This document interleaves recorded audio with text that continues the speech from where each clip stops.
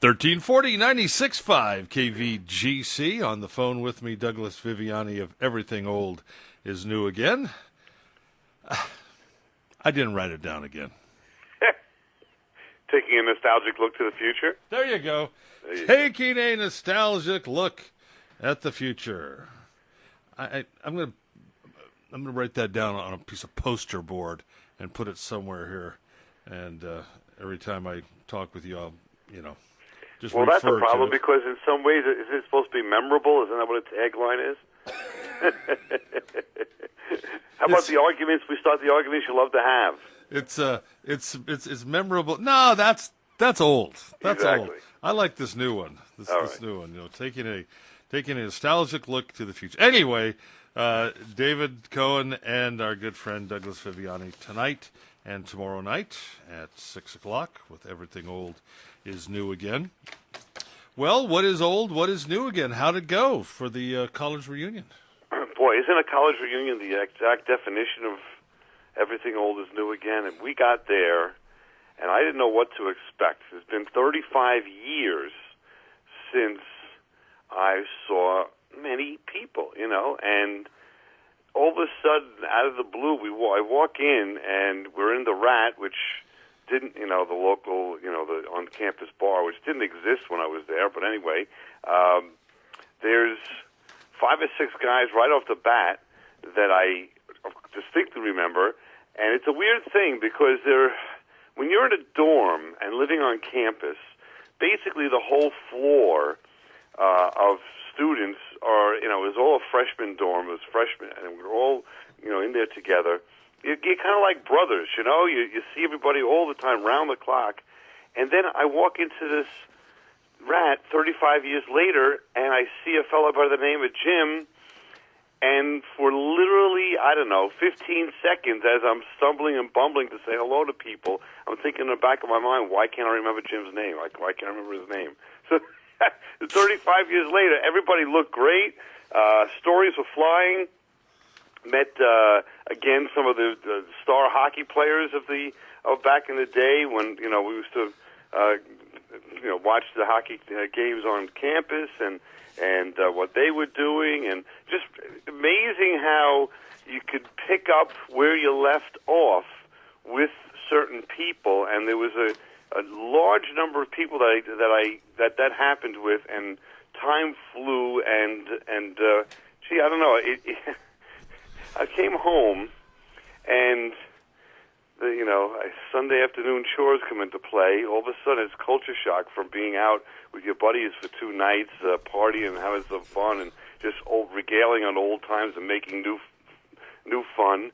And I've got, to take the garbage out, and I've got to pay some bills, and I've got to fix Leo's toy, and Angelica can't find her cell phone, and I've got to run around for that. And so I just had like a real longing to go back to college, turn around and go right back up to Rhode Island at the end of the night, Sunday night. I don't know. What was the name of the Old School? Old School. Remember the movie Old School? Will Ferrell was in it, and was it something like that, kind of? It really was, because we just picked it up. We left off at telling stories, and you know what happens when people get, it's a little different because people are mature now, and they actually dished out compliments. Hey, one of them came up to me and, hey, you were one of the funniest guys on campus. You always made me laugh. And I never knew that, never knew the guy that well. Had I known that, I would have gravitated to him more during college for a good audience at a bar or something. I was just gonna bring that up to you. Don't you find it sometimes people who you knew they were on the kind of on the outskirts of your circle of friends? Right. But then when you go to something like this, you connect with them more than you do with the original group. Exactly right. Because the original group I'm in touch with. Yeah. And of course, you want to talk with them and so forth. But you're right. All of a sudden, out of the woodwork comes the person that, would be part of the gang, part of the, let's say, 5 or 6 guys going down to get dinner, let's say, on Friday night every so often. But you'd never go, like, one-on-one someplace with him. Does that make any sense? Yeah. Yes. But all of a sudden, there's 3 or 4 of them. There's a guy, Gates Orlando played hockey professionally and so forth, and came up to me and was talking to me.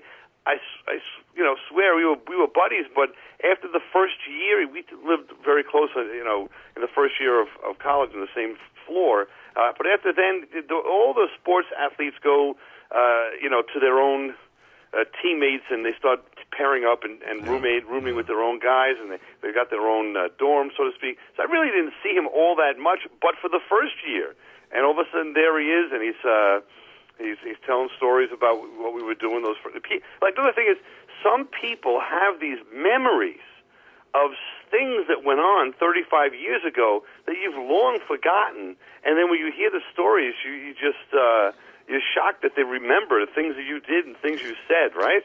Right. I don't know that I was that impressive to them because I don't remember all these things all the time. Now, did you stay in contact with David the whole time, after high school, or did you lose touch with him and then reconnect with him later on in adulthood? How did that friendship go?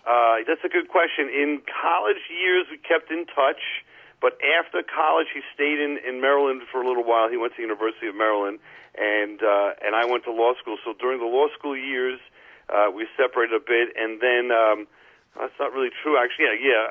Maybe only 1 or 2 years we didn't talk for a while in law school. Then we got back. The news got back together for a little bit. For a reunion? For a little reunion tour of Japan or something like that? And didn't go too well. And then... But then we didn't, probably I would say in our late 20s, maybe there was 4 or 5 years when we were not really in touch that much, and then reconnected again. But it wasn't like we were in high school, we saw each other all the time, and so for quite a number of years, we'd be in touch maybe 5 or 6 times through the year, but that'd be about it, if that makes sense. Maybe see each other once a year for a good 15, 20 years like that. Now, are the kids out of school? Our kids, yesterday was the last day of school, the 7th, for Amador and Calaveras County. Are your kids out of school now, or are they still in school for a while? Wow, that's quick. They go till the 27th of June. Wow. Yeah, they go pretty late, and then it's all heck breaks loose. We got, because we're working, and my wife is working, so we got to find all kind of things for them to do for the next 2 months. But our school district's pretty good. I don't know if we have it there, with especially at these age, 10 and 7. The schools run activities, or the Booster Club runs activities, and so there's an art club, and there's a track club, and all different theater clubs and things. There's all different activities for them to do. It's just now that it's not on the taxpayer's dime anymore. We're digging into our pockets for the next 3 months. What about movies? What about going to see the movies? We definitely could do that, but there's no structured activity for that. So it's like Dad needs some time to work. There you go. But as far as the movie's concerned, I would like or have seen a couple recently. I wanted to mention to you this Godzilla.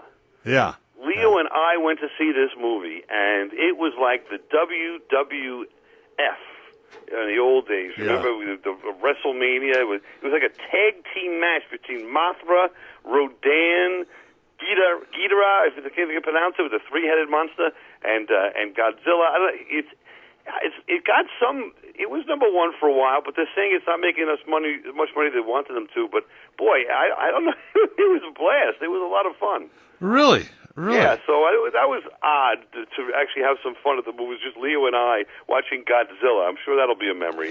And then they went with their mom, my wife, to see Aladdin. And I don't know about the reviews. I'm hearing not too much about it, but it's making a lot of money. I'll tell you, they came back. My wife is not, believe it or not, a huge movie person. Leo's not a huge Disney princess guy because it's mostly focused on the princess. This one had apparently something for everyone, and new music, magic carpet ride that's an adventure, and that Leo loved, and a lot of action that Leo loved. It also, of course, had the story itself, the princess being the hero, which Angelica loved. This, I think, movie is going to be a not that I'm saying anything that surprising, but a huge hit. From what I've heard, people are saying it's too early to replace Robin Williams with Will Smith as the genie. Well, Well, I asked them that, and because they like the story, they've seen it on Broadway, which, of course, they replaced Robin Williams. They've seen the original years ago, and Angelica says, it's not the same. Who can be the same? I would think maybe Jim Carrey could have been the character, but my wife said that he did it respectably, did it well. It was, of course, his comedy is totally different than Robin Williams, and he's very scripted, but he's not bad. And in fact, my wife was never a Will Smith fan, and she walked out of the theater saying that she was a Will Smith fan, and they said it was, I don't know if the review from this house is not the same. Yes, you miss Robin Williams, of course, he was so iconic in that role, but Will Smith stepped into those shoes, and believe it or not, my wife did not even want to like Will Smith in some ways, because for all these reasons, but sure. He's too popular and he's everywhere, but he really made a fan out of her, so I don't know what to say. Back to the WWF, WWE, do you get the channel Viceland at all? I don't. There's a series on there called The Dark Side of the Ring, and it's if you're a wrestling fan, it's heaven. It's heaven. Is it fictional or is it like documentary? No, it's documentary, and they talk about the actual life of the Macho Man and Miss Elizabeth. Wow. The screw job in Montreal with Bret Hart and Shawn Michaels. Let's see, what was another one that was on there? There was one on Hulk Hogan. There was one. Anyway, it's if you're a wrestling fan, you go, oh, there was one on the Great Moolah. Anyway, you watch it and you go, wow, this is great. This is great. Bruiser Brody on how he was killed in Japan and so forth. It's just, I don't know. Wow, I'm going to say maybe sometimes YouTube plays some of these things, or Hulu, whatever, after they've been released. So I'm going to see if I can find it, or I don't know, I'll look up Vice. I've never even heard of the channel. So oh, you've never heard of the channel before? No. Oh, you know who also has a show on it? Eddie Wong, from Fresh Off the Boat. He actually has a series on the show where he goes to different places and experiences different food and cultures and stuff. And he takes his brother and his mom and sometimes his dad with him. They're totally different than what you see on TV.